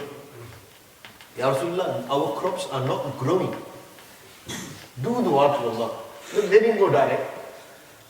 They didn't say, Ya Allah, you give us water. They said, Ya Rasulullah, you do dua to Allah, that water comes here. Allahu Akbar. Nabi alayhi salam stood in the Mimbar Rasul. And they said, Oh Allah, let it rain around us, not over us. As soon as they put their hands down, it began to rain around them, not over them. No rain came over the Sahaba, around them in the gathering, in the city. So much rain. Next Friday, the person came and said, Ya Rasulullah, do dua, Allah stops this rain. Too much rain. You ask Allah, finish the rain. Stop this water, there's too much. And Nabi alayhi salam said, Oh Allah, stop it from rain. Nabi alayhi salam has the power to help. Allah gave him this power. If the doctor can help you when you're ill, if the lawyer can help you when you've got a case, then how can Nabi alayhi salam not help you when you've got a dead heart? Nare Takbir! Allahu Akbar! Nare Risalat! Ya Rasulullah! Nare Risalat! Ya Rasulullah! Nare Hadri! Ya Ali! Ulama Ahle Sunnah! Zindabad! How can we not? Nabi alayhi salam is tibbu qulubina wa dawa'iha. Nabi alayhi salam is tibbu qulubina wa dawa'iha. You know what that means? Tib means doctor. Qulub means heart. Na means our. Tibbu qulubina, doctor of our hearts, wa dawa'iha. And not only are they the doctor of our hearts, but they also the cure to our hearts. Wa nuru absariha. They are the light of our eyes. Wa imanina. They are the nur of our iman. No iman. I spoke about iman, didn't I? How we should protect it, how we should look after it, how it's a castle inside there. We should put the guards up and defend it. You know what iman is? Iman is the Prophet sallallahu alaihi wasallam. The moment that's gone, then everything's gone. That's why connect to the Prophet alayhi salam now. You will always be connected to Allah. There's no questioning. Take Nabi alayhi salam as your role model. But forget Messi, Ronaldo, forget Rooney, company. Forget these people, man. Don't dress like them. Tupac, Biggie, 50 Cent.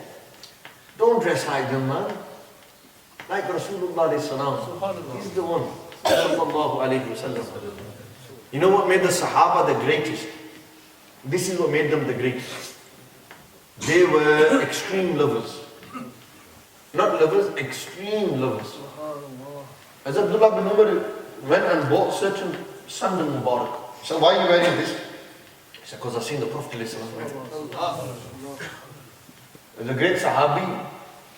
He never cut his forelock. And it became so long that it was touching the ground. People said, look, cut it now, what are you doing? Because how can I cut that place where the Prophet touched it? This is blessings for me. And he let it grow. One Sahabi, Nabi alayhi salam, went to him and wiped the blessed hand over his head. Wiped the hand over the Sahabi's head. And said, oh Allah, keep him young.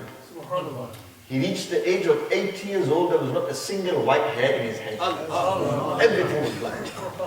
Pitch black. Allahu Akbar. One, Hazrat Abdullah bin Hazrat Abbas praised the Prophet alayhi salam. Nabi alayhi salam said, oh Allah, keep Abbas's mouth moist. Continue to praise. Hazrat Anas came to Nabi alayhi salam, 8 years old. Nabi alayhi salam said, oh Allah, give him mal, dawlat, Allah. Give him everything. Hazrat Anas said, people used to get Prophet once a year, twice a year I would get a turn. And I had over 120 children through the du'as of Rasulullah.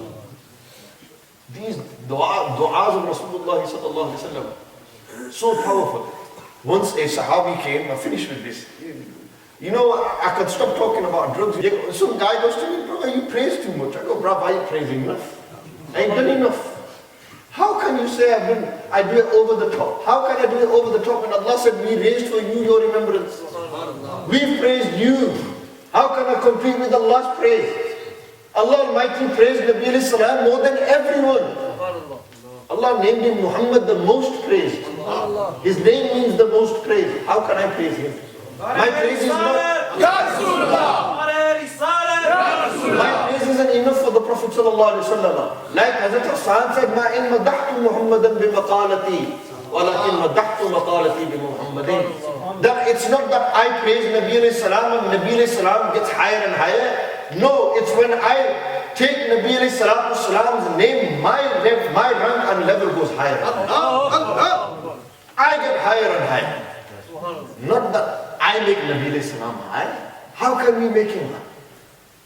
Nabi alayhi salam's maqam is undisputed. Can't debate that maqam. You can't compete with this maqam. Nabi alayhi salatu salam, just to understand the maqam, I'll tell you.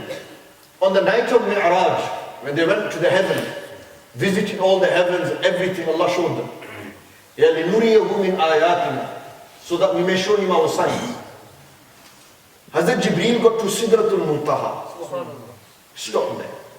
Jibreel, are you going any further? He said, I can't go. Why? He said, look, Allah created me from light nur. If I go any further, my wings will turn to dust. Therefore, I can't go. You know, Nabi alayhi salam's Kurta Mubarak is greater than Hazrat Jibreel. Even what they were wearing is better than Jibreel. You know why? Where Jibreel ended, Nabi alayhi salam began. And Nabi alayhi salam went on this journey, they carried on with their blessed clothes on. Their clothes went where Jibreel didn't go. Their sandal Mubarak went where Jibreel didn't go. Therefore, Nabi alayhi salam's sandals are the greatest thing in this dunya. Nothing can compete. So if somebody disrespects the Prophet alayhi salam's sandals, to us that is blasphemy. To us that's a crime. Why? Those sandals have been where no man, no human, no angel has been. And then can you imagine Uhud? Mountain of Uhud. When Nabi alayhi salam stood on the mountain of Uhud, when you go there, what did the Uhud begin to do? It began to shake. Why did it shake? You know what the Sufiya said? It shook because those sandals that went to the Arsh of Allah are now the crown of the Uhud. Now it's become the crown of Uhud. Uhud goes, he goes, oh mountains, look at my Muqaddar today. Look at me. Look at me. The leader of all the world. His sandals are my crown today. He stands upon me.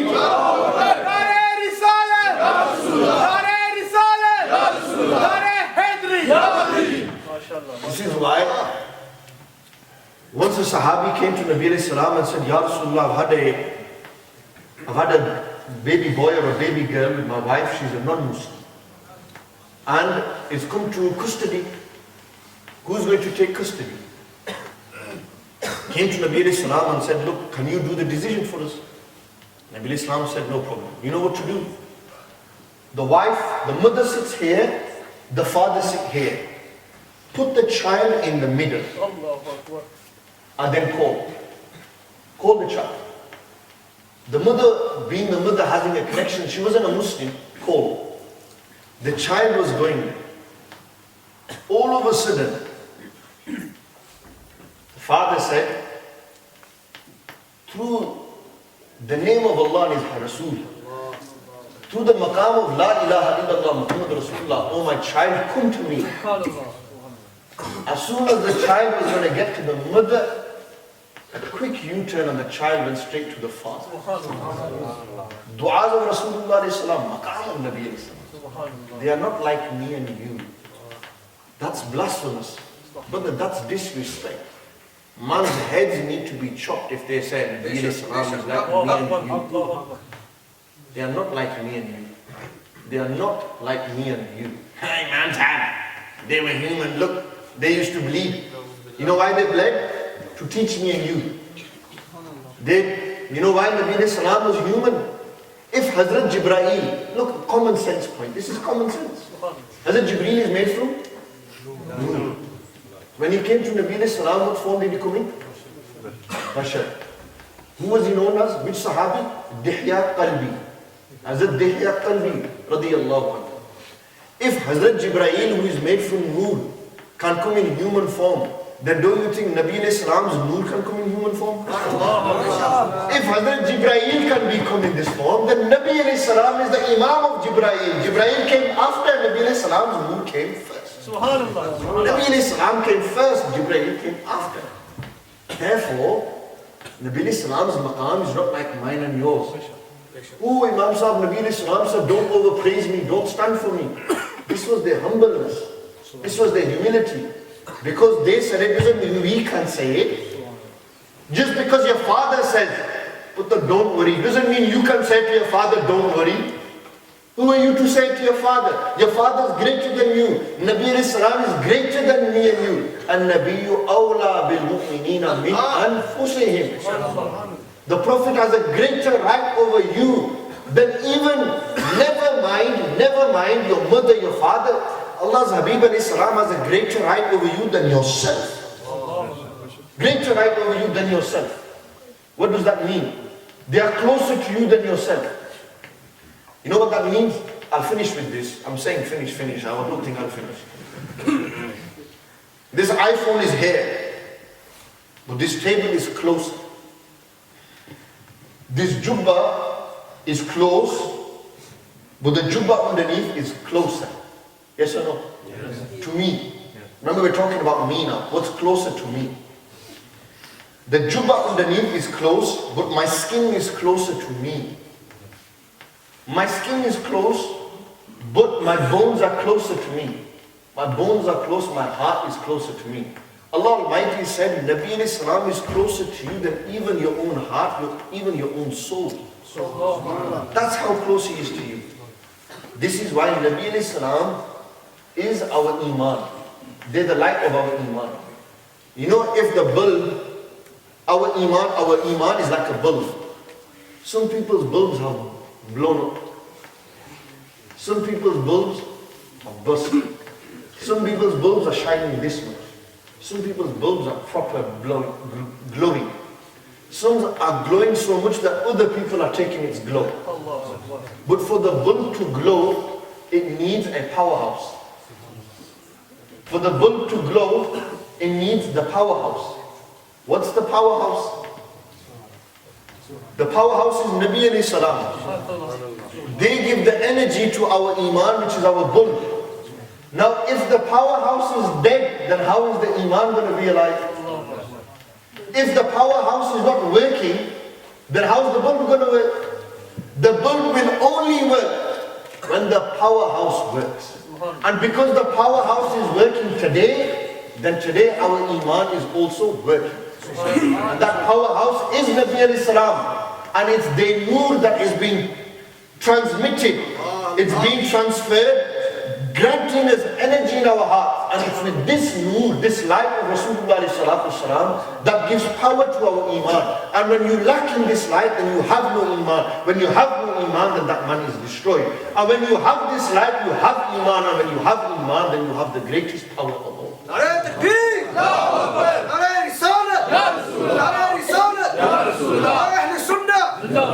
This is why we need to connect to the powerhouse. Without any comparison to the Rasulullah ﷺ, connect to this. Connect to the maqam of the Ahlul Bayt. You know, the Sadat, the Prophet ﷺ's family, loved them. Loved them more than anything. You know why? Because they're the Prophet's family, man. No ordinary family, the Prophet ﷺ's family. Maqam of the Sadat, you know, the awlad of Rasulullah ﷺ. Connect to the Sahaba, love them. People say Abu Bakr Siddiq, Umar Farooq, they were wrong. Minna, tell me something, Mia. Where are they buried? If they were wrong, why are they there? Tell me why. They are there because they were right. If they were wrong, they would never have been next to Rasulullah. This is a key point. We love the Sahaba and we love the Ahlul Bayt. We love them all. For us, they are the crown on our heads. They are greater than us. We don't pick out faults in any of them. They are pure. Allah Almighty has protected them. Mahfuz. Allah has protected them. This is why we love the Sahaba and we love the Ahlul Bayt. We love Hazrat Abu Bakr, Hazrat Umar, Hazrat Usman and Shere Khuda, Mushkil Kusha. Radiyallahu ta'ala anhum. We love them all. Nabi alayhi salam said, my family is like Nuh alayhi salam's kashti. If you come to my family, you will be protected. You will be going to the destination. If you don't come on this boat, then you won't get to your destination. This is why, for us to get to our destination, we love the Ahlul Bayt. But then without any light, you can't get nowhere. There's darkness. True or not true? You can't. You're going to be going, you don't know. This is why the Prophet ﷺ said, my Sahaba are stars. My Sahaba are stars. Whichever one of them you follow, you will be guided. When you get onto the boat, the Ahlul Bayt, and you need guidance, you look to the Sahaba. If you look at the stars, you might get the guidance, but you don't have the transport to get to the destination. To get to that destination, you need the transport and the guidance.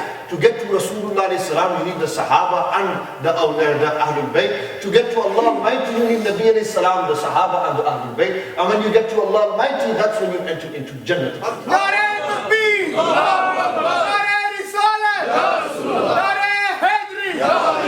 Allah Almighty grant us all the love of Rasulullah. Allah change our lives from our bad habits, our bad ways, and make us true lovers of Rasulullah. Allah Almighty forgive us all for our major and minor sins. Allah Almighty accept everyone's presence here, brothers and sisters that are present. Allah Almighty remove all your difficulties from your life. Allah Almighty, those who are ill in these people's family, remove all the illness. Allah Almighty, any du'as these brothers have, fulfill all the good du'as. Allah Almighty, any mushkilat they have, remove all the mushkilat. Allah Almighty, forgive me for my saghira and kabira guna. Allah Almighty, make us gulams of Rasulullah. Make us the gadaz of Rasulullah. Allah Almighty, make us the muhibbeen of the Ahlul Bayt. Allah Almighty, make us the lovers of the Sahaba. Allah Almighty, change our lives. Allah Almighty, purify our zahir and our batin. Allah Almighty, give us tawfiq to follow the Quran and the Sunnah. Follow the way of Allah and His Rasul alayhi salatu wasalam. Wa aqulu qawli hadha astaghfirullah li wa lakum. Wa akhiru da'wana anil hamdulillahi rabbil alamin. Jazakumullah khair. To Brother Irfan, Qibla Imam Sahib, the intizamiya of this masjid, Allah Almighty reward all of them abundantly for making such a successful program. Allah reward your presence here. Just before I hand the mic over to Qibla Imam Sahib, outside my brother and a few of my friends are here from Bradford as I travel from there. They have a CD, a very famous lecture that I've delivered on drugs and alcohol. That lecture is going to be sold outside. It's a £3 a CD. I know everyone's got change. You know, people can go and get burgers when they want to get burgers. I'm sure they can get this spiritual burger and feed their soul. If you yourself ain't a drug dealer or nothing like that, give it to your friend who might be off the track a little bit. Give it to him so he may get benefit from it. Inshallah, they will be selling perfumes as well, sweets as well for the young kids who are here. They can buy the sweets. Inshallah, all proceeds go towards making further CDs and stuff like that. I hope that you can benefit and support this cause as well. Inshallah. Jazakumullah.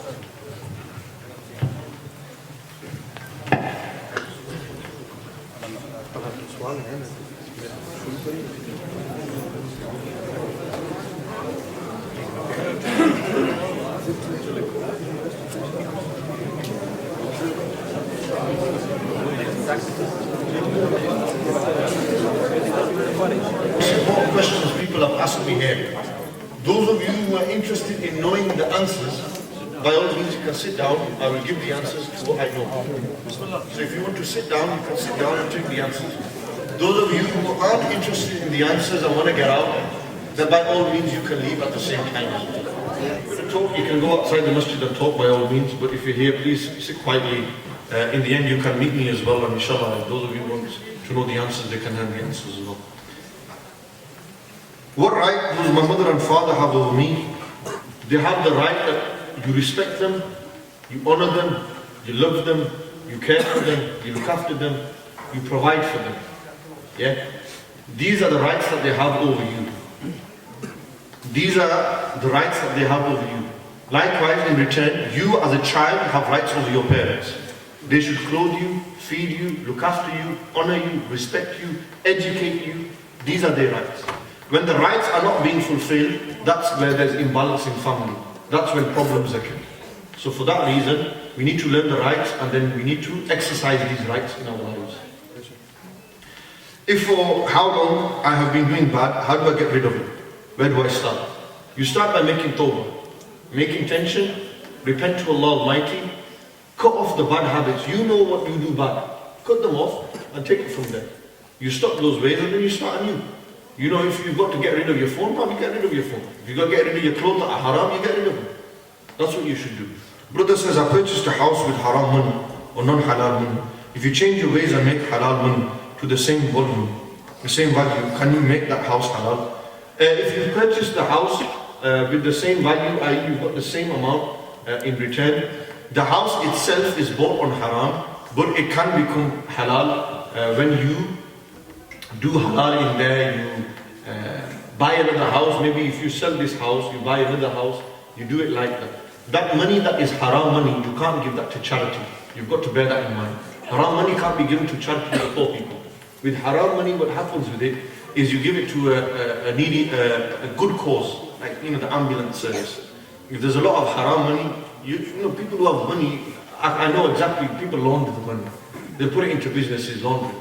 That is assets. When they become your assets, you own them. When you own them, that's you owning haram. Get rid of it. Let it go. If you really want to change, let go.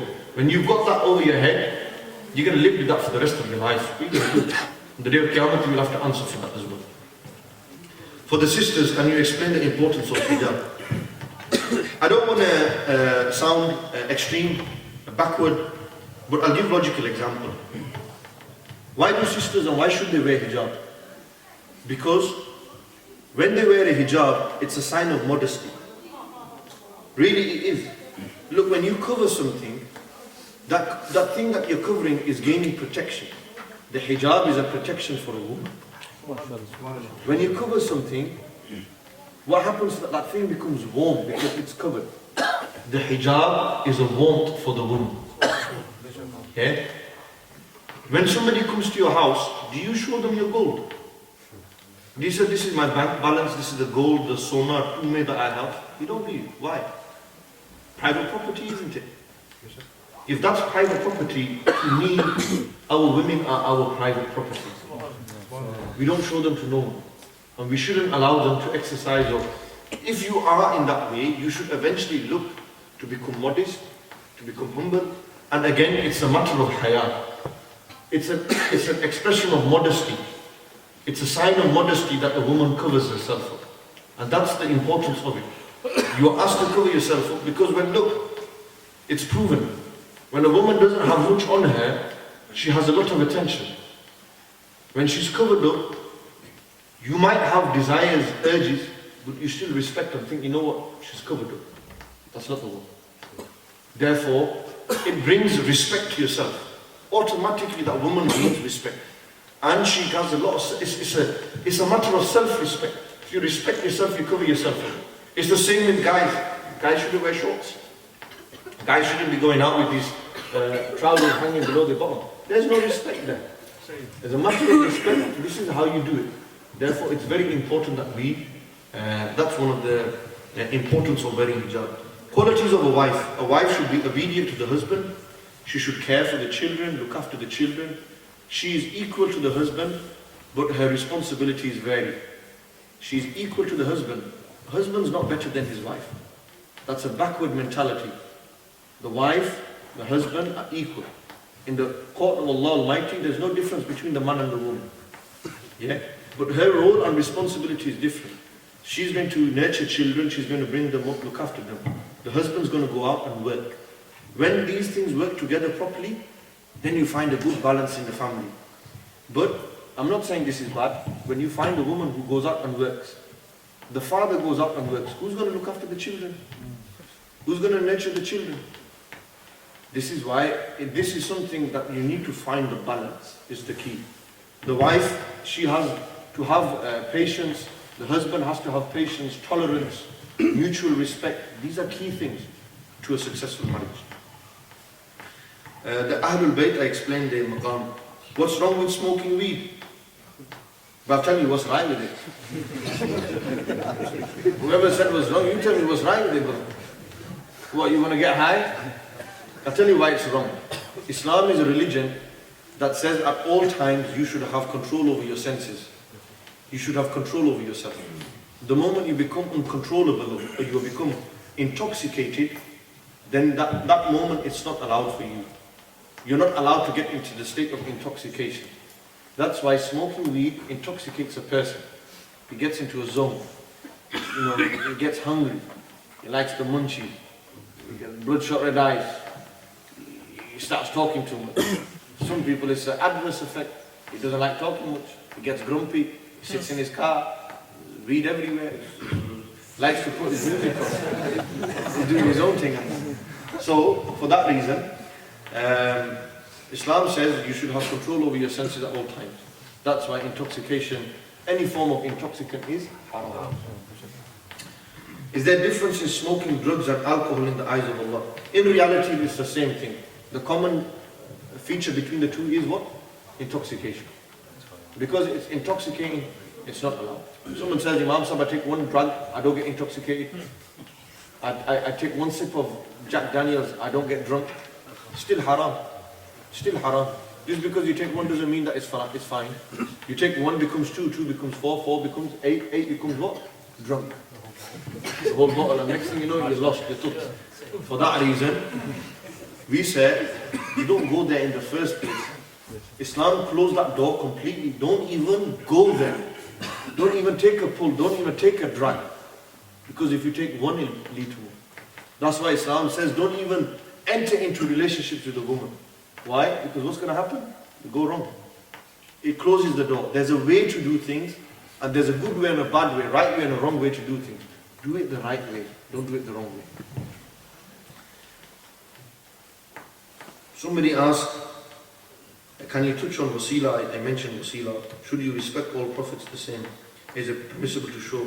تلك الرسل فضلنا بعضهم على بعض منهم من كلم الله ورفع بعضهم درجات. All the prophets in terms of their prophethood are equal. But some prophets had more than others. Which prophet seen Allah? Nabi alayhi salam. Although the prophets didn't see Allah. So Nabi alayhi salam automatically has a greater rank there. Who led all the prophets in prayer? The Prophet alayhi salam, not Ibrahim alayhi salam. Therefore Nabi alayhi salam has by virtue greater. So in virtues, some are greater than others. Musa alayhi salam spoke directly to Allah.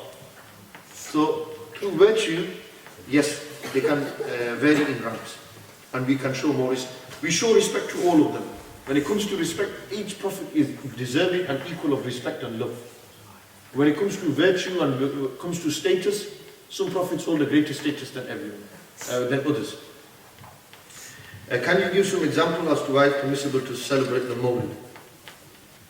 If you can go to a restaurant and celebrate your own birthday, and you don't have a problem with that, you're not telling me why can't we celebrate the Prophet ﷺ's birthday? What do we do? Tell me. What do I do? When I celebrate Nabi ﷺ's birthday, what do I do? I come to the house of Allah, I do tilawat of the Quran. Is tilawat wrong? Is coming to the house of Allah wrong? Is reading Naat wrong? Is talking about Nabi ﷺ wrong? So what's wrong with it? Nothing wrong with it. That's what's happening basically. We don't put a chair there and say the Prophet ﷺ is here, astaghfirullah. That's ignorance. That's not us. That's fibs and lies against us. Yeah, we believe the Prophet ﷺ's day that they were born is a special day. If you believe that Nabi ﷺ when they received Nabuwwat, or when they did I'lan Nabuwwat, it's a special day, then don't you think the day they were born they were special? Do you think the day they left from this world, that was a special day? Their death is not like mine and your death. Their departure is not like mine and your departure. That's why Nabi ﷺ said, Hayati khayrun lakum wa mamati khayrun lakum. My life is good for you and my departure is good for you. They said, how is it good for us, Ya Rasulullah? Nabi ﷺ said, your deeds are presented to me when I will pass away. All your actions will come to me. And when you do good, I will praise Allah and I will make dua for you. When you do bad, I will do istighfar for you. This hadith mentioned in Sunan of Abu Dawood. Sunan Abi Dawood al-Sharif. So this is what we believe. Mawlid is allowed.